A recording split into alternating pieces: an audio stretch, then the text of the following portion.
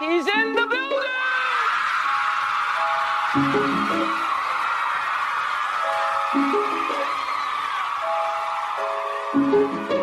Drink the moment. Drink it. I said empty your mind.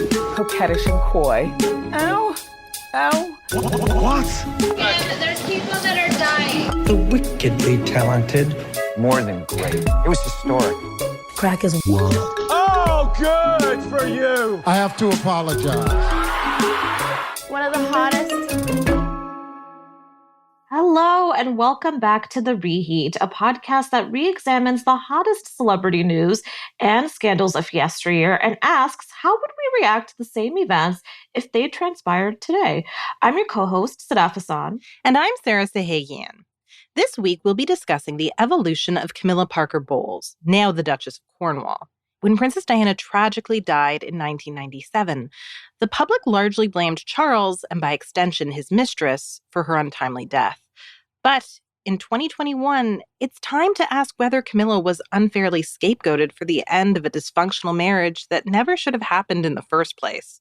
Has the time come for the public to forgive Camilla Parker Bowles? Sadaf, how and when did you become aware of who Camilla Parker Bowles was? I remember when I was much younger, and I knew of Princess Diana, and I saw her as this flawless angel. I think a lot of us did, but especially as a child, I saw her as this incredible princess that no one could touch. And I remember Camilla sort of being this punchline that my parents often used, and I didn't know who she was. And so at some point I did a little bit of digging, and I found out about the affair, and she basically became the villain in Diana's story to me. Therefore, the bad guy. And so did Charles, actually. It was something that we talked a lot about in our family. And I was never a fan since, and I never really looked up anything about her. I never really redeemed her in my head. Mm-hmm. You know, the other thing that's funny is that I realized the only point in time where I started to see her differently and in a better light was The Crown, the last season, which was just last year. So all these years went by and I never saw her in a different light. And a lot of that is because the media has kept her in the villainous light. Mm-hmm. I would say The Crown did a lot to rehabilitate her. And I think something that helped is Emerald Fennell, who is a very popular screenwriter and actress, portrayed her. So that was pretty flattering casting. Oh, yes. I would love for Emerald Fennell to play me. I would too. It's not possible, but I love Emerald. So born Camilla Shand, Camilla's father was an army officer and a World War II war hero. Her family, while not noble, were aristocratic and wealthy. Camilla herself was a country girl, growing up on an estate in Sussex. The Shand household was indeed full of love and laughter, with two parents who reportedly loved each other and their three children very much. However, like many upper-class girls of her time, including Princess Diana, Camilla's family didn't encourage her to pursue academics. Sons were typically sent to higher education at this time, while daughters were prepared for marriage. Camilla's friends and family typically describe her as well-read and relatively bright, and yet going to university or some sort of trade school was completely off the table. Instead, Camilla attended a finishing school in Switzerland. So, Sadaf, what do you think about the way the British gentry raised their daughters until the late 20th century? Why do we think this backward way of parenting daughters finally changed? It is so backwards, and that's the thing. Like, it was, but it still is. So many of these things are still the ways the royals operate, and it makes me sad because many of these women were essentially placed in arrangements that maybe they didn't even really want. They were just marriages of convenience that brought the family power and status, and that's obviously something those families were really keen on. And, you know, it's tough not to see the women being used as sort of like cattle, and whereas men actually got to pursue something they wanted in life. Women weren't really given that option except to find like a good-looking, decent, well-bred man to marry. But I think things changed for most of us with the women's liberation movement, which was in the 60s, went through the 80s, made a massive change. Women went to school, they had jobs, they had rights. But I think, has that really gotten to the royal family? I don't know that it has. What do you say, Sarah? So British gentry kind of raised their daughters like this, not to have any marketable skills until the millennials. One thing that I find fascinating is that Emerald Fennell, who plays Camilla on The Crown, she comes from a very similar background, a wealthy British family.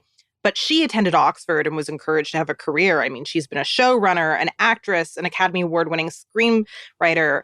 And just the contrast where you see like the complete about face when it comes to the way daughters are raised in this particular sector of society. And in many ways, like the gentry, even in Camilla's time, like if you were a rich girl, obviously you had incredible privileges, but you also didn't have that many options. Middle-class girls would have been encouraged to get qualified to do something, and she really didn't have a way of supporting herself very well. No, but to be fair, she probably had a horse. I feel like all these women probably had a horse. That was the one thing. Oh yeah, she had horses. She had horses, lots of dogs. She went to lots of parties. She had a fun life. Yeah, who needs a degree when you have a horse at home? Yeah, I don't feel too sorry for her. I just think I'm glad that way of parenting has ended, just because, like, what if you don't want to get married to a rich guy and, like, continue to live that life? Yeah, absolutely. Or just not even get married in general. That's the other thing. When you are a royal and you don't happen to do that, I assume that there's a lot of rumors that float through the family and they're not very kind, and stories that spread. And even for non-royals, because Camilla's family, they weren't royals, they were just friends with the royal family, which is... Right. Like the royal adjacent / noble adjacent people are this fascinating little slice of the British aristocracy. So now let's get into the more salacious parts of Camilla's life. The love story between Charles and Camilla actually starts with a different love story, that of Camilla and military officer Andrew Parker Bowles. The two had been an item, and royal biographer Penny Jr. asserts Camilla was besotted with Andrew when they first met. However, Andrew was never great at monogamy. He actually started a dalliance with Prince Charles's younger sister, Princess Anne. You might remember that from The Crown. Camilla's pursuit of Charles may therefore have begun as a way to make Andrew jealous. In many ways, it was inevitable that Charles and Camilla would become involved at some point in their lives. Camilla's family had moved in royal circles for generations. In fact, her great-great-grandmother, Alice Kemple, was King Edward VII's mistress. So when she met Prince Charles at a polo match in 1970, it's fitting that her reported pickup line may have been this: "My great-great-grandmother was your great-great-grandfather's mistress, so how about it?" I love that. That could be apocryphal. Like, it's not 100% certain whether or not she said it, but I want to believe she said it. Let's take a moment to talk about how incestuous upper-class dating was at this time. Like, you have a pair of lovers dating a pair of royal siblings. Like, that's gross. Am I the only one who thinks that's gross? I don't think it's so bad. I actually think it's really sweet. My parents, an aunt and uncle, are actually two sisters who married two brothers. It's not quite the same, but yeah, right? Like, there's a bit of romance to it. I kind of love this. I mean, let's not forget, they had intertwining tastes, but not intertwining bedroom activities. So there was no actual incest happening. I personally think it's very sweet. And, you know, once you have a close group, sometimes people, you know, the action spreads all around. And with the royals, those circles were kept pretty tight. So it actually makes a lot of sense, I think. I know. It's kind of like season 3 of Dawson's Creek, right? Like, at this point, everyone has dated everybody. Exactly. So Charles quickly fell in love with Camilla. According to Tina Brown's The Diana Chronicles, Charles fancied her in part because of her sexual boldness. He liked women who took the lead, but the pair's bond was based on more than physical attraction. Camilla's friends universally describe her as a fun person with a fantastic sense of humor.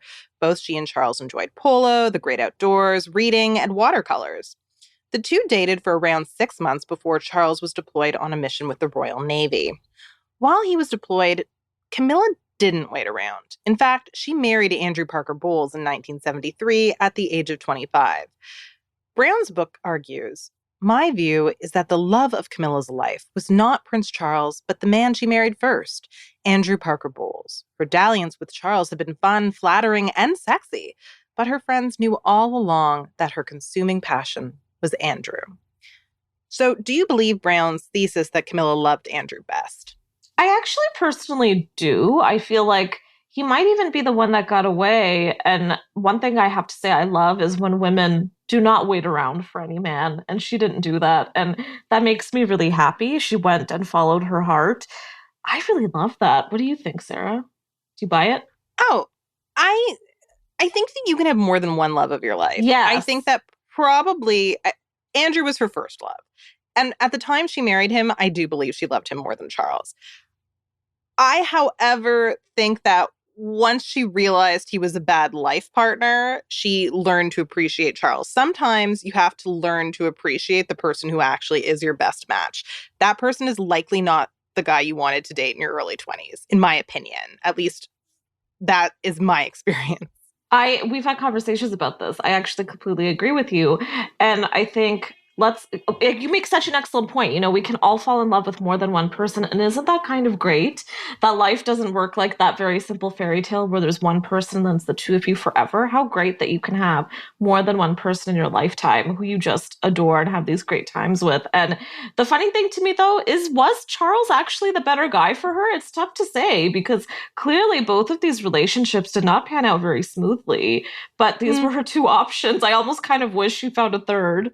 Yeah, I mean, that's probably the best case scenario to have found a third. I think of the two of them, and we'll get into this, he was probably more committed to her, although he was married to another woman and should have been committed to that woman.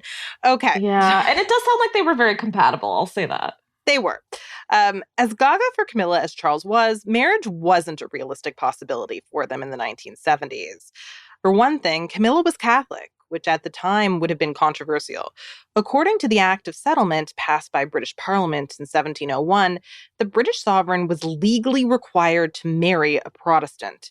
It was not until 2011 that the legislation was amended to state that a monarch could marry a Catholic or someone of a different faith. Even if Camilla had been a Protestant, another fact disqualifying her from marrying Charles was this: she wasn't a virgin. The invention of the birth control pill in the 60s led to the sexual liberation movement. But as Tina Brown explains, the mores of the British monarchy are typically 20 years behind those of the general public. The Queen and her mother, affectionately known as the Queen Mum, were therefore intent on finding Charles a young virgin to marry. So, Sadaf, can you comment on the gross sexual politics of expecting the Prince of Wales, who was not a virgin at all, to marry a virgin bride? Can I comment? I would like to just rage out about this. I just find it so disgusting and deplorable. So there's this virginity side to it, but then there's also the anti-Catholic sense of mine. I think it's all bullshit. And it's also just this kind of absurd, arbitrary rubric to limit who these people can fall in love with and partner up with. And I have sympathy for Charles here, actually, shockingly, because he should have been able to be with who he wanted to be with from the very beginning. And love should count for something, shouldn't it? Rather than any of these things. And also, how do you even confirm someone is a virgin? I don't even want an answer to that question. Yeah, and the thing is, the family liked Camilla. Like, her family had moved in royal circles. Yeah. His mom liked her.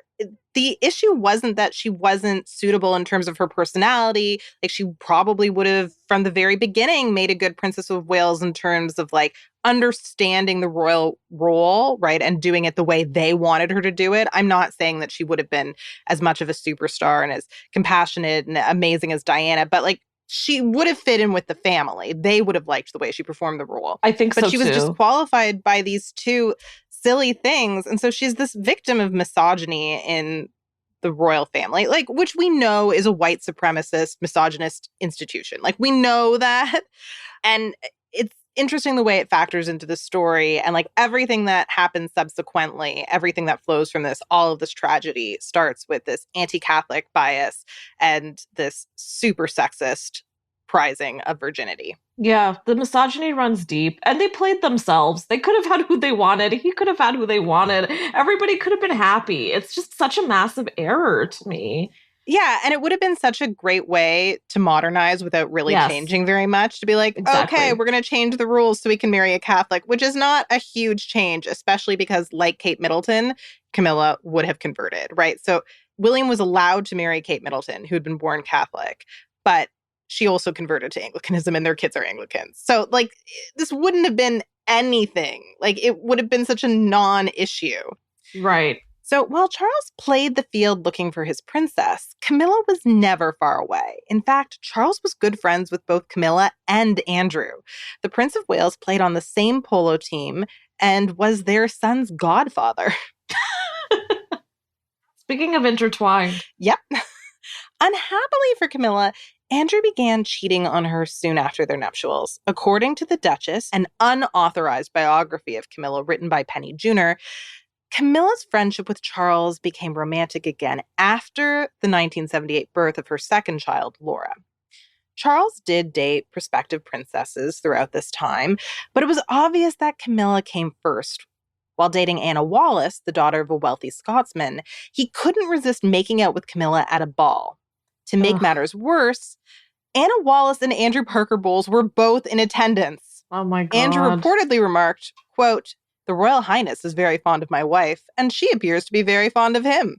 Okay, this is where the incestuous vibes really light up. I'm like, oh, they sounded like they were all in on something together, which, okay, full support. But do all the partners know what's going on? That's what I would hope for. By this point, Andrew does know what's going on, and he doesn't have a leg to stand on because he's been cheating on Camilla since day one. And also, if your wife has to cheat on you with someone and you're part of the British gentry, this is your best case scenario, right? Like, in many ways, and I know that this is messed up, but it was a status symbol for your wife to be the Prince of Wales' mistress. Wow. Like, Andrew, his family is in many ways even more enmeshed with the royal family than Camilla's. He was a page boy at Queen Elizabeth's coronation.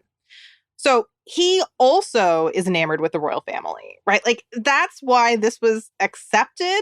And Andrew is kind of making a joke about it. They operate like the mafia. Like, this is Sopranos level infidelity. The fact that you get status out of being a mistress is just hilarious. Yeah.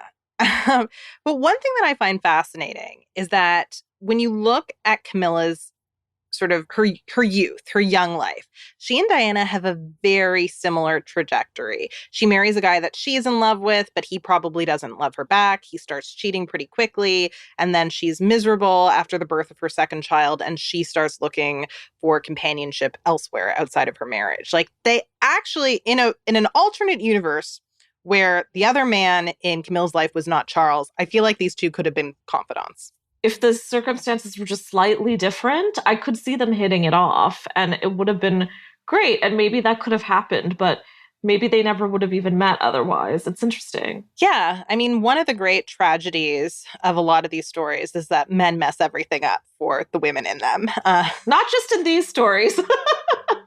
In modern day, often day to day. Yeah. By 1980, Charles was in his 30s, and the need for a virgin bride of noble birth was more pressing than ever. Tina Brown argues if Diana hadn't existed, they would have had to invent her.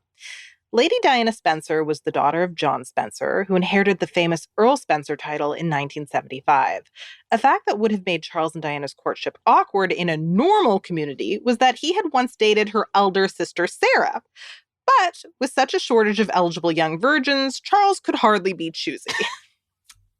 We sound like vampires, a virgin bride of noble birth. Eligible virgin. Yeah. They are vampires. The royals are vampires in a massive way. That's not wrong. According to a friend of Diana's interviewed by Tina Brown, the, quote, logic of her abstinence was that she hoped to marry Prince Charles one day. While she did not know the Prince of Wales well, she had fallen in love with the idea of the handsome prince no one else could manage to nail down. And also at this time, like, the contest for a royal bride was everywhere in the media. So she would have been aware of it as she was coming of age. And, like, I mean, she was smart. She knew she was from a noble family and that he was cool with her family because he dated her sister. So she knew she had a shot at it. Like, she knew that if she just didn't have sex, she was going to be a contender. Small price to pay for Prince Charles.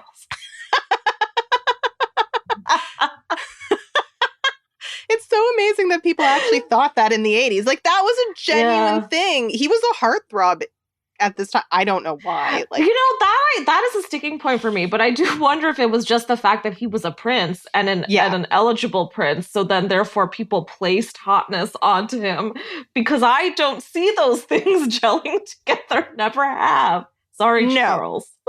No, it's kind of like with Bill Clinton, where when he became president, everyone's like, oh, he's so sexy. And I'm kind of like, really? But when you make a man powerful for some reason, because we're conditioned to find powerful men attractive, because that's a way to get ahead in a patriarchal society, like we decide that they're sexy and project that onto them. I agree with you. Charles has never done it for me. I don't know if Charles can play the saxophone like Bill Clinton can, so I will judge. Okay, fair enough. Charles and Diana's matchmakers were their maternal grandmothers. The Queen Mum and Diana's grandmother, Baroness Fermoy, a name I love, were longtime friends who conspired to have Diana invited to house parties where Charles would also be in attendance. And so, after 13 in-person encounters with Diana, during which they were rarely alone, Charles proposed. It's like a job interview for like a very high-level position. Yeah, exactly. They had to vet her. You know, his colleagues did that. And by colleagues, I mean like the other royals. And they were like, okay, she's good. You can propose. It's worth noting that his family, including his father, Prince Philip, had been pressuring him to pop the question. When the couple announced their engagement in February of 1981, Charles was 32 and Diana was just 19. Oh, yikes. So let's discuss the power imbalance in that relationship. I mean, just the age difference alone. He's had experience. He's dated people. He's been to Cambridge. He's seen the world. He's been in the Navy. So he has work experience. And she's like legit just done school. And I mean, she worked a bit. She was a nanny. She worked in a preschool. But she's pretty naive at this point. What do you think, Sadaf? Yeah, I think she's naive and she's so innocent of so many things. I mean, how relationships work, how a marriage might work, but also how this family works and how intense it is. And that she's not just marrying into this family, she's marrying into the firm. And there's a lot that goes with that. It's really heartbreaking and terrifying when you think about it. There's really no romance to it. No, there isn't. And whatever romance there is in Diana's head because she's still a teenager and teenagers are often fanciful and full of they're full of fantasies and naive ideas of the way the world is supposed to work. And she kind of thinks like in fairy tales, you want to marry the handsome prince. So why wouldn't I want to marry the handsome adjacent prince in real life? Still generous. But yes, I also think like, think of the press. I mean, we know that they were after her from the moment of even before the engagement when the rumors were flying. So she also had so much pressure just to live up to this dream princess role and the romance that everybody thought they were living. I mean, oof, that's heavy. It's all very heavy. Yeah, there was pressure on her too to think that this was a good match. I mean, she thought it was a good match going in, but she was definitely not going to change her mind once the media fell in love with her. I mean, Charles had actually been rejected before. He proposed to Amanda Natchborn, and she didn't want to marry him. So people have rejected Charles. Who is that woman? She deserves a book or a show of her own. I want to know Amanda. That was his great uncle's granddaughter. So they're kind of related. Not surprising. Okay, there we go. Yeah, she wasn't into it. Because she had grown up with Charles, she knew what the life was going to be like, and she knew him, and she didn't want to do it. Right. Yeah, Diana's not the first proposal his family pressures him into making. Got it. But for just 1 second, let's consider Charles's perspective here. How would you react if, as a man in your 30s who reportedly doesn't like to take the lead during sex, you were kind of forced, in your mind, you feel forced to marry an adolescent virgin? I don't think it's at all fair to him. I don't think it's fair to either of them. I mean, again, it goes back to the fact that he was in love with someone else who was by all means a perfect match for him, a perfect match for the family, but he had to consider what his parents and the entire family wanted, and that meant a very specific person who he never even really got to spend any alone time with and even find out if he really liked her or if they were a match. This was a business arrangement more than anything. So I actually have a lot of compassion for the both of them at this stage, but it's trickier with Charles because he was an adult. He was a 32-year-old man, so he could have stood up for himself at some point, the way years later, for example, Prince Harry has and chosen the person he wanted to be with, but he couldn't be moved to do that. I think he was too much of a little boy to get to that stage. And unfortunately, Diana became collateral damage. And also the woman he wanted was already married. So tough spot. Yeah. Over the years, there's been much speculation about whether Charles was ever faithful to Diana. Charles's camp insists he and Camilla stopped being lovers and were merely friends during the early days of his marriage. But regardless of whether or not they paused their physical relationship, it's incontrovertible that Charles never stopped being in love with Camilla and that he never truly fell in love with Diana. I mean, this is the man who notoriously said whatever in love means when a journalist asked him if he was in love with his fiancée. Terrible. He knew she was charming, beautiful, and sweet, but it wasn't love.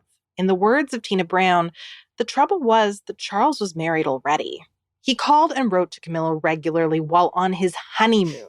He also enraged his young wife by wearing the cufflinks his ex-girlfriend had given him during said honeymoon. Clearly, he couldn't get this woman out of his mind. He had to bring her through every special moment he could have had with Diana and potentially even getting to know her, but he just didn't even give himself the chance. I do think that no matter what happened physically and which person cheated first, he instigated this. Like, the marriage didn't have a chance in large part because he did this. What do you think? I do agree with you, Sarah. I think even if they had given it more time, maybe they wouldn't have been so compatible. I do think he was a better match with Camilla, but it doesn't matter. She was in another relationship. He had fully committed to this other woman.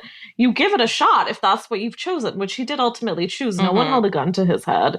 So I do find it just all around deplorable. Yeah, and she was so young. He was taking advantage of her naivete. Yeah. Like, I think he kind of thought that in some ways she wouldn't notice or would just be so excited to be a princess she wouldn't care. Oh. So Charles and Diana's honeymoon was disastrous on all levels. Not only was he constantly in contact with Camilla, they didn't like hanging out. He read books while she swam in the warm waters. At one point, Charles tried to get Diana to discuss passages of writing from his favorite author, Lawrence Vanderpost.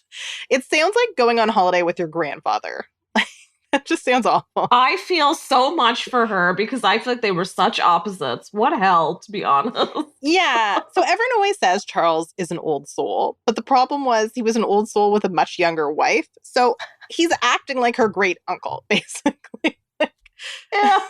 Like, I'm going to give you homework, honeymoon homework. Analyze this author with me. Oh, that's hilarious. Yeah, and she just wanted to swim, for God's sake. Like, it's their honeymoon. Come on. Charles just strikes me as a man who was never able to just get a little loose. At least not with Diana. He was with Camilla. Apparently he was fun at parties with her, but like for whatever reason, Diana didn't bring that out in him, and he became this like super serious, like, I don't know, school teacher who was trying to get her to like, I don't know, learn her lessons. It just, oh God, he sounds like a killjoy. It's gross. Just awful. Ugh. So the couple's physical connection was also lacking. Diana told others she was surprised they were even able to conceive children at all, given how rarely they had sex. The fact that Diana was a press darling didn't help matters. She regularly stole the spotlight Charles craved with her stylish clothes, her charm, and her compassion for the world's most marginalized communities. On occasion, Charles quipped, quote, "I'm nothing more than a carrier of flowers for my wife." Yeah, that's right, though. Like, come on, dude. Yeah. Like, you put yourself in that position. She's phenomenal. He didn't even remotely live up to half of what she was. Like, I do just want to make that point. She was incredible. There's a reason people loved her so much. She actually spoke with them. She interacted. She was a warm presence. He was none of those things. No, and I mean, I think there were certain times where he felt like he was making speeches about important topics. Like, he actually was an early advocate for environmentalism and talked about global warming before other people. But the truth is, it wasn't Diana that was making those speeches unsuccessful. It's the fact that he wasn't a very charismatic or good public speaker. And that's something he should have worked on. Like, she worked on that. She got training. She really tried her best to be a good advocate for the things she cared about. And he kind of felt like, I'm the Prince of Wales, you should just listen to me. I think that's such a good point. I do think she did the work. She tried. From what we know, she tried. And I don't know that he did that. And he could have used their partnership to his advantage, even in those moments. I mean, you have this woman who really connects with people. She's your wife. Use her. So both Charles and Diana were physically unfaithful during their marriage. While Charles was the first to cheat emotionally, it's unclear who cheated first physically. And I think that's something that we lose sight of. So until I did this research, I just thought there was a consensus that he cheated physically before Diana did. Right. According to the timeline presented in Penny Junor's biography of Camilla, which again is unauthorized, Diana's romance with her riding instructor, James Hewitt, may have predated Charles's adultery. There are royal scholars who do believe that that is true. Either way, by the time she pursued Hewitt in 1986, Diana knew her husband's heart belonged to Camilla, who lived mere miles from Highgrove, their country home. That's really interesting. And I also do want to add, when all of this was happening, I've always just assumed that they were not really a married couple in my mind. They were two people who were stuck in an arrangement.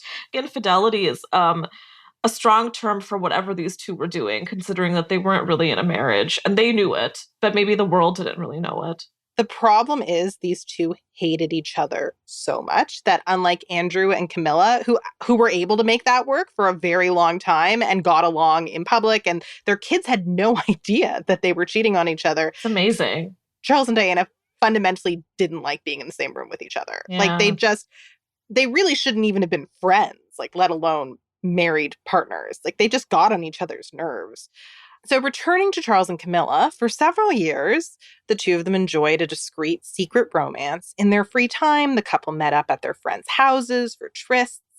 This meant many of the people with whom Diana thought she was friendly were facilitating this infidelity. That's a betrayal. In 1989, Diana made an unexpected appearance at a party both Charles and Camilla were planning to attend, and she was eager for a confrontation and found a room where Charles and his mistress were engaged in a private conversation, so they'd snuck off to be alone.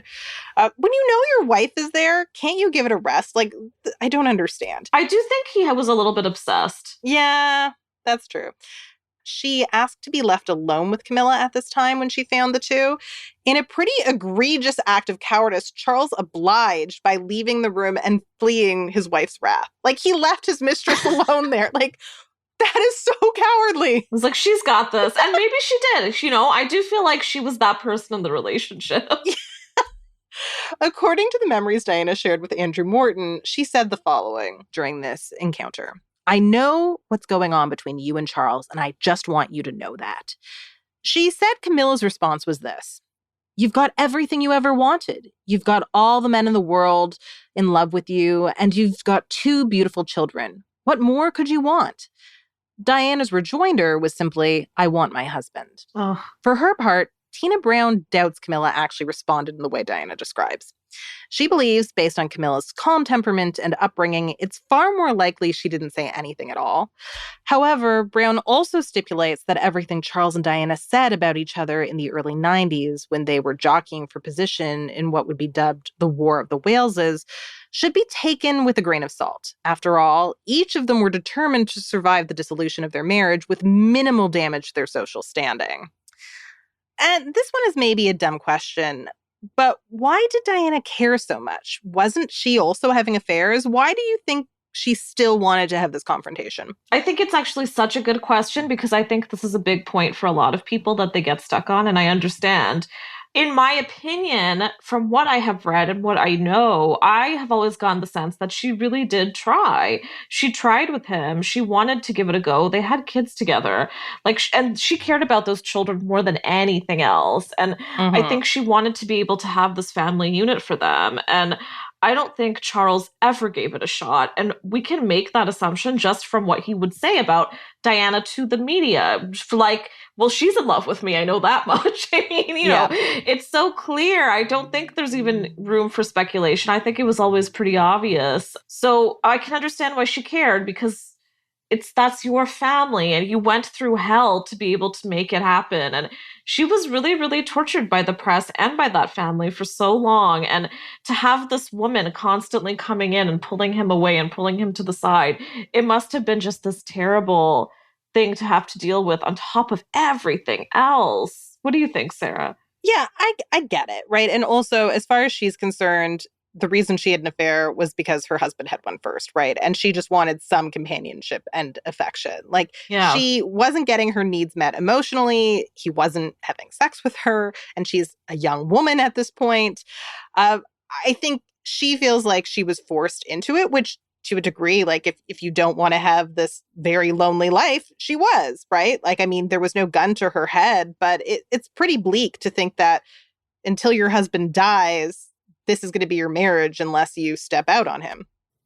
Yeah, and I think also, again, I do agree with Tina Brown. I mean, I think we should take all of this dialogue with a grain of salt. But if Camilla did say something like, you've got everything you ever wanted, well, she really, really didn't. We know that in retrospect. I mean, she was suffering in that place, and she had an eating disorder, and she was depressed, and it was pretty much hell. So she really didn't have everything she ever wanted. And then this woman coming in and kind of being a part of that, it just, you're looking at one of the people who's playing in that misery of your story. I don't blame her for feeling like, just leave us alone.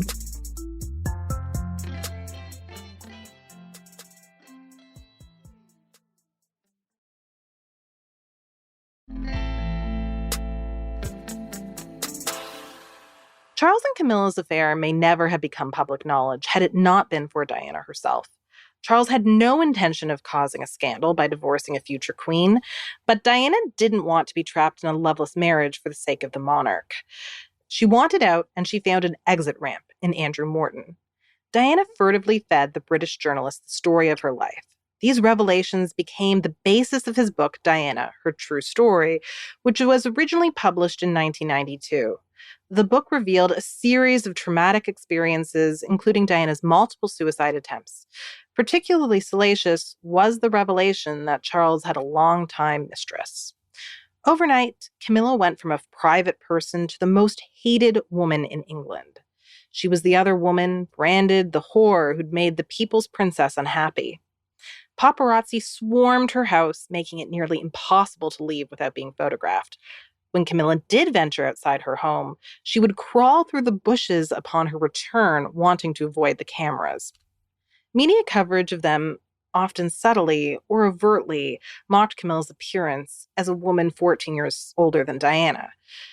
Basically, they made catty comments about how she was not as traditionally gorgeous as Diana, even though that is a very, very high bar. Yeah, it's also just really disgusting and misogynistic. I mean, who cares? It's ageist, it's sexist, it's looksist. Like, it's gross. Yeah. At the time, Camilla was most reviled and most in need of security.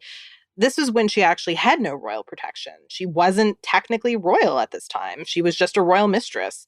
Friends helped by doing errands like her grocery shopping, which is a detail that I actually think shows that regardless of how she hurt Diana, because their relationship did, she was capable of being a really lovely person in her community and was respected and had friends who were very loyal to her.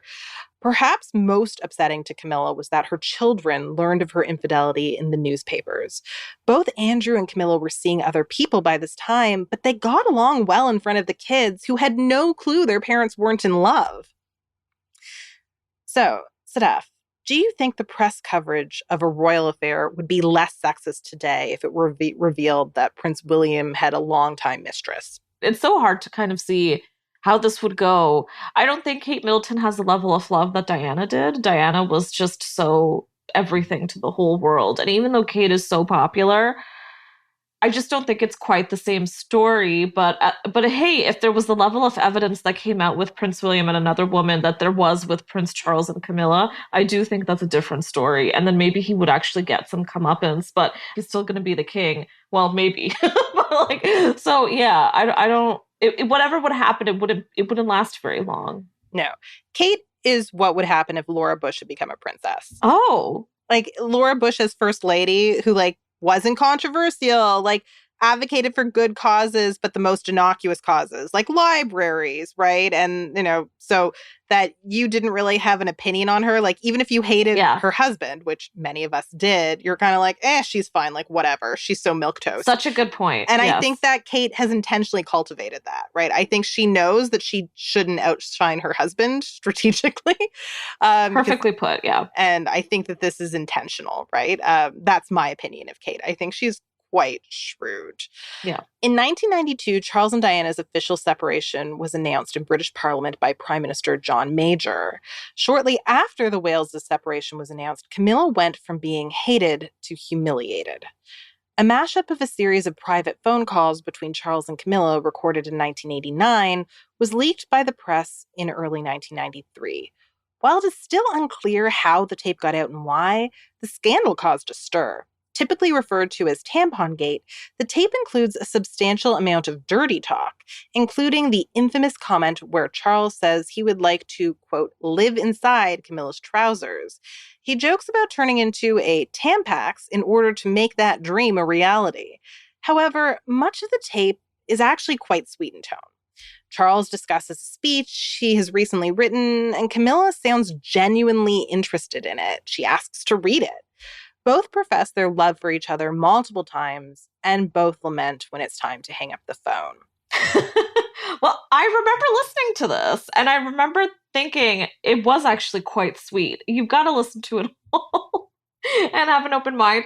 I don't think Charles is very good at dirty talk. I don't think that's a surprise to anybody on this planet, but I do think you can hear the love that they have for each other, and there was something quite sweet about it, and also just really genuine. And we've discussed this in previous episodes, but infidelity is hard work. Mm-hmm. So for her to actually be so dedicated to, with a prince, by the way, who has so much security and people around him, and trying to keep up this affair as long as they did, even if it was emotional, it's hard work. So I do think that she really gave a shit about him because she had to really put in that effort. And I do think you hear it there. I think we are all just it's so tough for all of us to imagine him being even remotely interesting. Mm-hmm. But hey, there is a woman out there who has felt that way forever. God bless. They sound really happy when they're talking to each other. They do. If their relationship hadn't hurt other people, I would be happy for them. I'd be like, okay, you two people's boring interests found each other. Like, good for you. There's someone for everyone. Exactly. Things arguably got even worse for Camilla when in 1995, Princess Diana told Martin Bashir in no uncertain terms that Camilla Parker Bowles was a key factor in the breakdown of her marriage. Do you think Mrs. Parker Bowles was a factor in the breakdown of your marriage?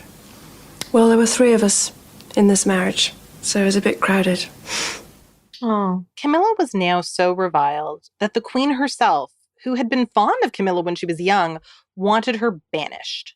But Charles made it clear his relationship with the love of his life was not negotiable. This is basically the one time he's ever shown backbone. Yeah, it took years. It took a lot of hell out of everyone else, but he got there.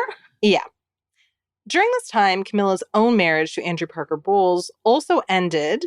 The public embarrassment of your wife being outed as the Prince of Wales' mistress probably played a part. However, Andrew's longtime mistress, Rosemary Dickinson, had also recently gotten divorced, and it's likely that Andrew saw an opportunity to marry her that he couldn't resist. He did later marry her. Wow, how convenient. I mean, really, how convenient. I really don't think that tape played any part in this, because as you've stated, Andrew was cheating for quite some time. These two did not have this perfect relationship. No, he wanted to marry his mistress. And the truth is, like, he actually attended Camilla's wedding to Charles and was, like, beaming. He was believe proud it. of her. He should have given her away. I know. No, they actually are very supportive exes. Like, in terms of conscious uncoupling, like, these people figured it out. I love it. They were ahead of their time. Yeah, they're very civilized in terms of how they interact with each other in many ways. What was so remarkable about the Camilla of the 1990s was that she never let the press see her sweat. They may have hounded her family, published photos of her from unflattering angles, and constantly compared her unfavorably to the younger, more traditionally beautiful Diana. But whenever the press caught a glimpse of her, Camilla looked unflappable.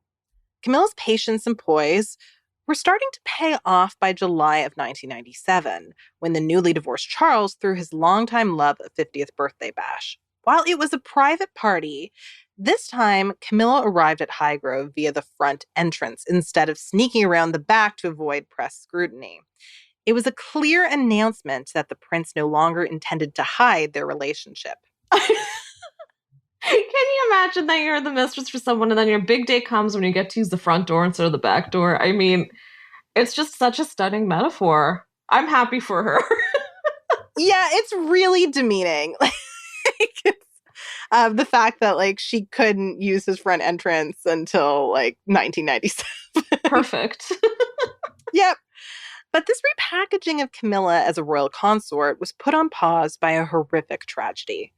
On August 31st, 1997, Diana, the woman known as the People's Princess, died from injuries sustained from a high-speed car crash. Her boyfriend, Dodi Fayed, also died that night. The car's drunk driver, Henri Paul, was the real reason Diana didn't live to see 37. And yet, Penny Junor contends that there seemed to be a general feeling in Britain that if Charles hadn't been unfaithful with Camilla, the tragedy wouldn't have happened. So, Sadaf, is it reasonable to apportion any of the blame at all for Diana's tragic demise to Charles? What do you think? If you really want to get into semantics, okay, sure, maybe she wouldn't be out with this other guy if she was still married to Charles, or still if she'd had this relationship with Charles. But I think that's silly, and I think it's also looking for someone to blame and keeping Charles and Camilla in these villain roles.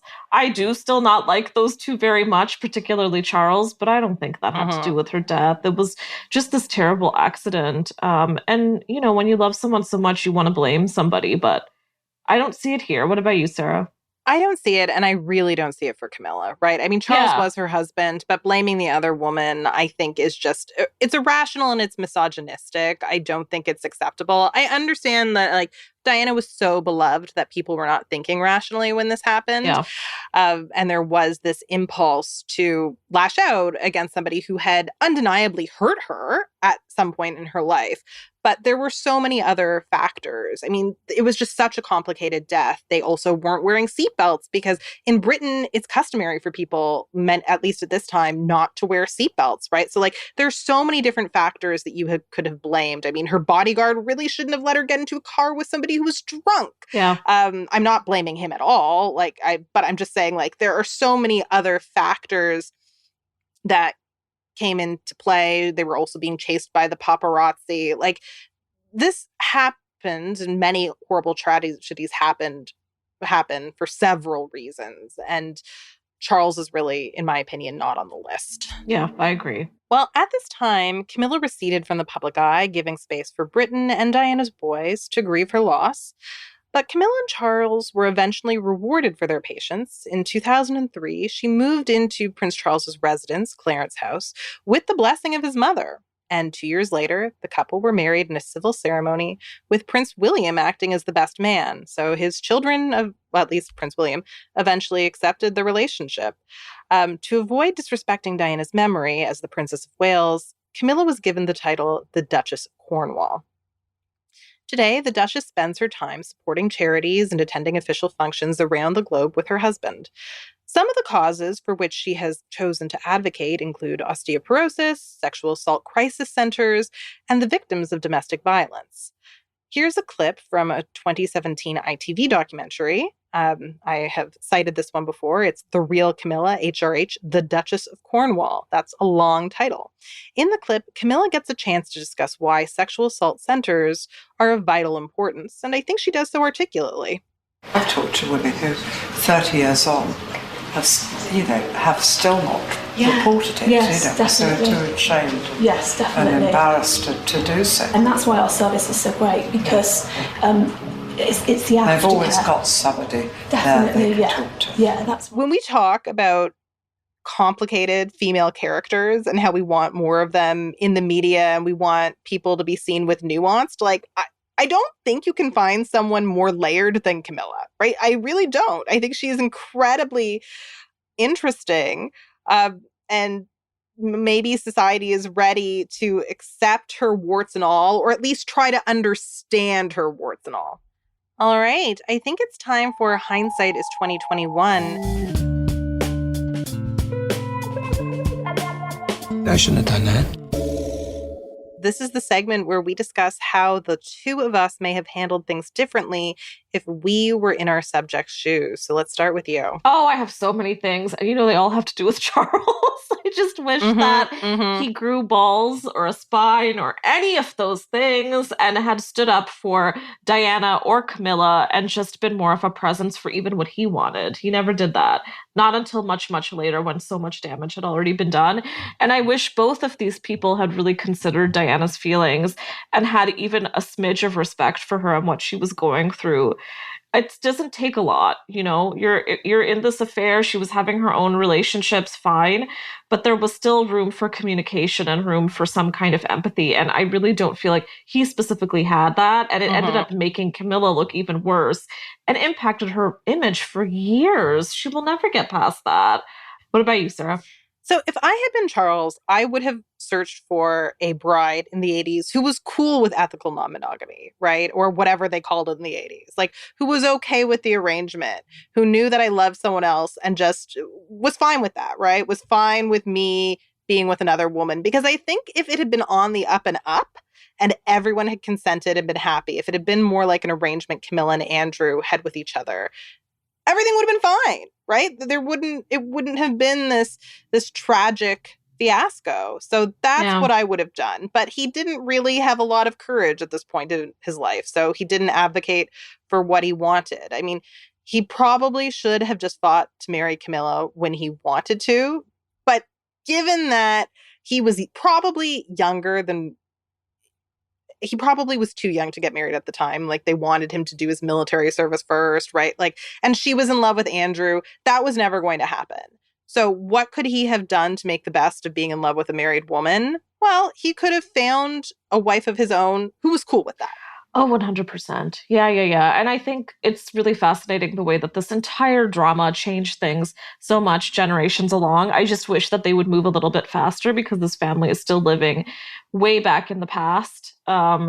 Hopefully one day someone in this family can bring home a person of color or a woman who's older or, whatever it might be. And it's not going to be the end of the world and the press won't tear them apart.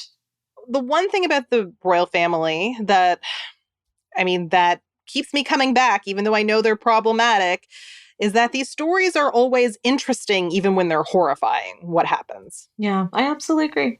So I guess we've come to the end of this episode.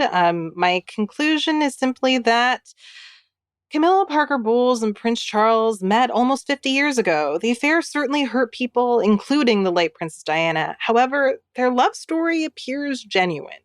And perhaps this time, it's time for the world to forgive Camilla Parker Bowles, to define her not as the other woman who captured the heart of a younger, more beloved, and more beautiful woman's husband. Rather, the Duchess is a three-dimensional person who has done both good and bad things in her lifetime. As I see it, we can cherish Diana's memory without condemning Camilla. And with that, we hope you'll be back next week. Now, if you want to hear more from me, you can find me on Twitter at _Sadaf. Sarah, where can our listeners find you? Listeners can find me at Sarah Sahagian. And if you liked this podcast, please rate, review, and subscribe so other listeners can find us too. Thanks for listening.